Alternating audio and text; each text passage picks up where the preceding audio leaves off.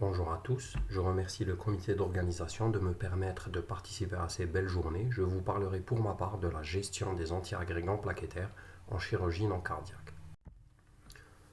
Je vous dirai en introduction que les maladies cardiovasculaires sont la première cause de décès dans le monde.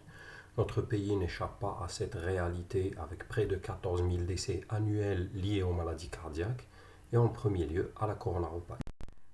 Les plaquettes, comme on peut le voir ici, jouent un rôle majeur dans le phénomène d'athérothrombose, d'où l'intérêt du traitement antiagrégant plaquettaire dans la panoplie thérapeutique de la cardiopathie ischémique.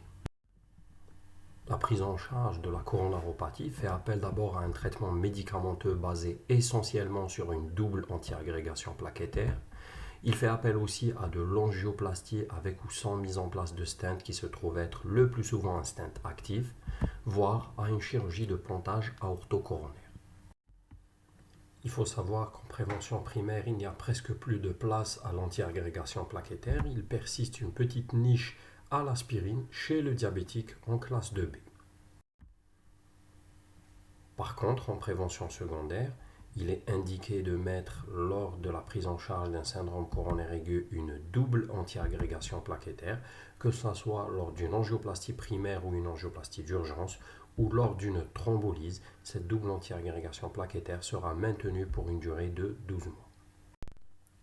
En prévention secondaire et après la phase aiguë qui est de 12 mois après un infarctus du myocarde, il persiste un risque d'événement thromboembolique lié à l'hypercoagulabilité qui persiste au-delà du 12e mois post-infarctus du myocarde, d'où l'intérêt de maintenir l'aspirine au long cours chez ces patients. Concernant ensuite les anti-P2Y12, le clopidogrel a été comparé d'abord à l'aspirine en monothérapie en post-infarctus et est revenu supérieur à cette thérapeutique dans l'étude CAPRI. Le clopidogrel a ensuite été comparé en association à l'aspirine comparé à une monothérapie seule aspirine avec placebo dans la phase aiguë d'un syndrome coronaire aigu dans l'étude CURE, et cette association aspirine-clopidogrel est revenue franchement supérieure à la monothérapie antiagrégante plaquettaire en matière de réduction des infarctus du myocarde, des AVC et de la mortalité cardiovasculaire dans les 30 jours post-infarctus du myocarde. Les nouveaux P2Y12 ont été aussi comparés au clopidogrel. Nous avons ici l'étude Plateau qui a comparé le ticagrelor au clopidogrel et qui a prouvé que le ticagrelor était supérieur au clopidogrel dans le post-infarctus afin de réduire les événements cardiovasculaires de la phase aiguë. Et bien sûr, qui dit plus efficace dit risque hémorragique plus important. À partir de là, se pose la question de l'interruption des antiagrégants plaquettaires pour réaliser une chirurgie non cardiaque et la fameuse balance risque d'événements thromboemboliques et risque hémorragique dans le périopératoire. En 2022, la Société européenne de cardiologie a émis des recommandations sur la gestion du traitement antiagrégant plaquettaire chez des patients devant subir une chirurgie non cardiaque que l'on va essayer de voir ensemble de façon pratique. Concernant les patients qui sont sous mono-antiagrégation plaquettaire et en prévention primaire, le maintien de l'aspirine n'a pas réduit les infarctus du myocarde et les décès à 30 jours versus placebo dans la période périopératoire au prix d'un saignement majeur sous aspirine. Il est donc actuellement fortement recommandé d'arrêter l'aspirine 7 jours avant une chirurgie non cardiaque, chez les patients bien sûr qui sont en prévention primaire. Concernant ensuite les patients qui sont en prévention secondaire en monothérapie antiagrégante plaquettaire et qui n'ont pas de stent coronaire, à savoir les patients syndrome coronaire chronique, les patients syndrome coronaire aigu non stentés au-delà de la première année, les accidents vasculaires cérébro-ischémiques et les artériopathies oblitérantes des membres inférieurs, le maintien de l'aspirine chez ces patients dans la période périopératoire n'a pas réduit les infarctus du myocarde et les décès à 30 jours versus placebo, au prix tout de même d'un saignement plus important et saignement majeur plus important lorsqu'on maintient l'aspirine chez ces patients. Il est donc recommandé fortement d'arrêter l'aspirine dans les 7 jours qui précèdent la chirurgie non cardiaque, au minimum 3 jours avant cette chirurgie, et si les patients sont sous ticagrelor ou clopidogrel, cet arrêt sera de 5 jours avant la chirurgie non cardiaque, encore une fois, chez les patients en prévention secondaire n'ayant pas de stent intracoronaire. Concernant ensuite les patients qui sont en prévention secondaire sous monothérapie et avec un stent, ça sous-entend que ce stent a été implanté depuis plus d'une année, donc nous ne sommes plus en période de double antiagrégation plaquettaire. Le maintien de l'aspirine chez ces patients stentés a été associé à moins d'infarctus du myocarde et moins de décès que le groupe placebo. Le risque de saignement majeur était non statistiquement significatif lorsqu'on maintenait l'aspirine ou lorsqu'on maintenait cette mono-antiagrégation plaquettaire. Et donc, de faibles doses d'aspirine devraient être maintenues si le patient est porteur d'un stent coronaire au-delà de la première année de l'implantation lorsqu'il subira une chirurgie non cardiaque. Concernant ensuite les patients sous double antiagrégation plaquettaire et en prévention secondaire, à savoir les patients ayant un syndrome coronaire chronique avec un stent depuis moins d'une année, les patients ayant fait un syndrome coronaire aigu avec ou sans stent depuis moins d'une année. Ces patients ont un risque de chirurgie non cardiaque durant la première année post-angioplastie de 4%, qui se trouve être soit une chirurgie orthopédique, abdominale ou vasculaire, avec un taux de MACE de 2 à 8% dans cette population. Il convient donc chez ces patients-là d'abord d'évaluer le risque hémorragique de la chirurgie non cardiaque. Si le risque hémorragique est considéré comme non élevé, donc on réalisera la chirurgie sous double antiagrégation plaquettaire. Si le risque hémorragique de cette chirurgie non cardiaque est considéré comme élevé, je vais vous montrer après cette diapositive un tableau qui résume le risque chirurgical selon le type de chirurgie.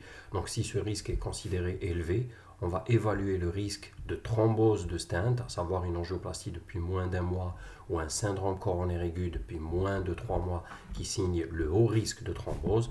En l'absence de ces deux situations, on maintiendra l'aspirine, on va interrompre le deuxième antiagrégant plaquettaire et on réalisera la chirurgie sous mono-antiagrégation plaquettaire. Dans le sens inverse, à savoir chirurgie à haut risque hémorragique, mais tout de même un haut risque de thrombose de stent, à savoir angioplastie depuis moins d'un mois et syndrome coronaire aigu depuis moins de 3 mois, soit on défère et on reporte la chirurgie non cardiaque lorsque cela est possible. Dans le cas inverse, on va voir quelques schémas qu'on pourra proposer à nos patients. Voici un tableau qui résume le risque hémorragique de chaque chirurgie qu'il conviendra donc de discuter avant de maintenir ou de réduire la double antiagrégation plaquettaire avant une chirurgie non cardiaque.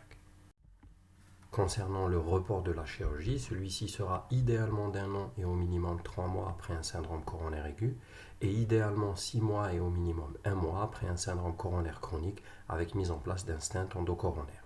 Puis les patients seront mis sous aspirine seule et pourront subir la chirurgie non cardiaque. Ensuite, chez les patients chez qui l'arrêt de l'un des deux antiagrégants plaquettaires ne peut être envisagé à cause d'un risque de thrombose de stent accru, ni le report de la chirurgie à cause de l'urgence de cette chirurgie, on peut discuter une désescalade de la double antiagrégation plaquettaire. Par exemple, en cas de patient sous aspirine ticagrelor, on peut switcher à aspirine clopidogrel.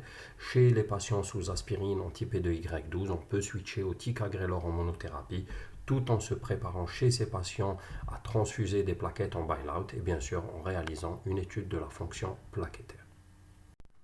Concernant les patients sous antivitamine K et sans prothèse, il convient d'arrêter l'antivitamine K 48 heures avant la chirurgie non cardiaque avec un INR sans relais héparine.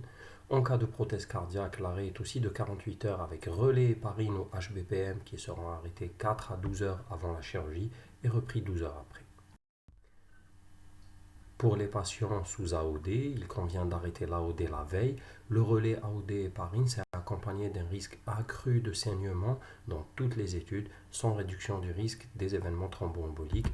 Nous ne réalisons plus ce relais, hormis en cas d'événements thromboemboliques récents dans les 3 mois ayant précédé cette chirurgie, ou en cas d'événements thromboemboliques lors de la précédente interruption de l'AOD. En conclusion, et pour les patients en prévention primaire ainsi que les patients en prévention secondaire sous mono-antiagrégation plaquettaire et sans stent coronaire, il convient d'interrompre cette thérapeutique avant la chirurgie non cardiaque. Par contre, pour les patients en prévention secondaire sous monothérapie antiagrégante et avec stent, il convient de maintenir l'antiagrégation lors de la chirurgie non cardiaque. Pour les patients en prévention secondaire sous bithérapie antiagrégante, il convient d'abord de discuter le report de la chirurgie non cardiaque, idéalement 1 an et au minimum 3 mois après un syndrome coronaire aigu. idéalement 6 mois et au minimum 1 mois après un syndrome coronaire chronique avec un stent coronaire, puis les patients seront maintenus sous aspirine seule et on pourra réaliser la chirurgie non cardiaque.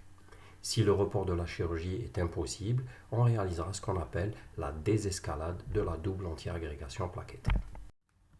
Je vous remercie en espérant que cette présentation a répondu à vos attentes en matière de gestion du traitement antiagrégant plaquettaire en chirurgie non cardiaque.